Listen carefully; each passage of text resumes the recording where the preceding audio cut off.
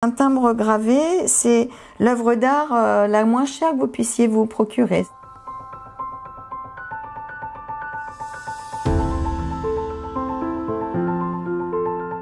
Alors je suis illustratrice, j'ai dû démarrer mon activité en freelance en 1990, où j'ai commencé à faire des illustrations pour beaucoup de livres scolaires, pour enfants principalement.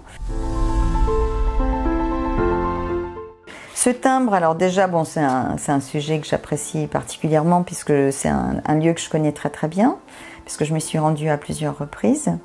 Et en fait, la particularité de ce projet, c'est que le timbre s'inscrit dans un feuillet. Voilà, ce n'est pas juste une feuille de timbre avec des timbres à découper, c'est qu'on pouvait disposer tout un décor autour du timbre.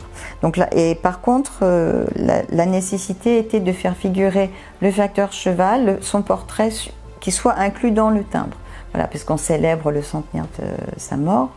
Donc c'était le sujet principal, mais le palais évidemment a énormément de place. C'est gravé à la main sous une loupe par le graveur. Donc à l'aide de petits burins très fins, on vient piquer le métal. Par petits mouvements, on vient enlever la matière.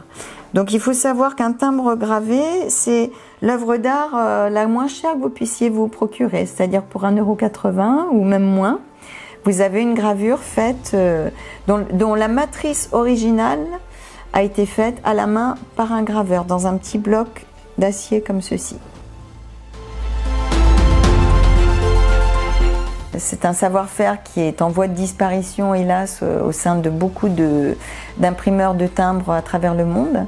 Et on est une quinzaine de graveurs en France à travailler encore pour la Poste. Et c'est un métier artistique et artisanal qui est très reconnu et très apprécié, notamment par les philatélistes. La qualité de vie est très très agréable. Je trouve que les gens aussi sont très accueillants, très agréables et je me plais énormément dans la Drôme, voilà, où il fait bon vivre.